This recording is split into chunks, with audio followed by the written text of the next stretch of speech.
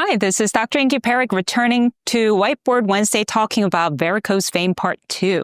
So today we're going to talk a little bit more about differences in varicose veins that are deeper or bigger varicosities and smaller, which are reticular varicosities and spider veins, and some of the similarities and differences in terms of the treatment specifically. So we talked about what varicose veins are and where they can be located. So let's specifically kind of concentrate a little bit on the lower extremities and talk about the big varicose veins that you see that's bulging out of someone's leg that you can easily see versus the little bit more cosmetic ones that you see, all of these little purple cascades that you see on patients' legs. So when we're treating this, there are two big modalities that we attack, and they're similar in technology, but extremely different in how they're actually employed. So one of the techniques is considered ablation through sclerotherapy. So sclerotherapy basically means you inject some sort of a caustic chemical to shut down whatever it is, to burn it shut. We inject a foam that is caustic into that greater saphenous vein,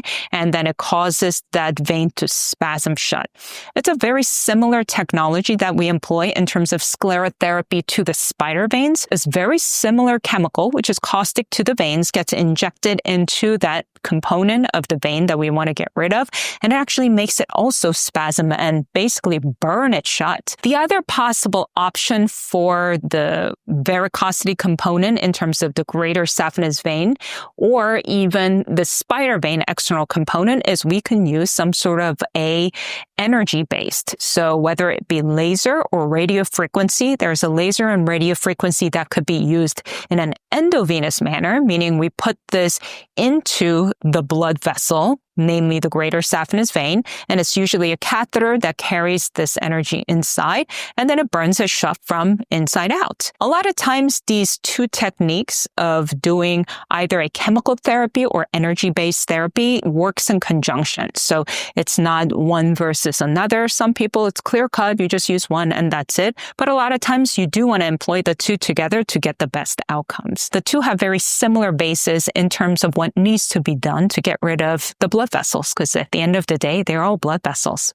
So this is the kind of the nitty-gritty and a little bit more specific into treatment of varicose veins, spider veins, reticular varicosities, the spectrum of disease that we all hate and we get plagued with. This is Dr. Inky Parrack, Whiteboard Wednesday's Varicose Vein Part 2.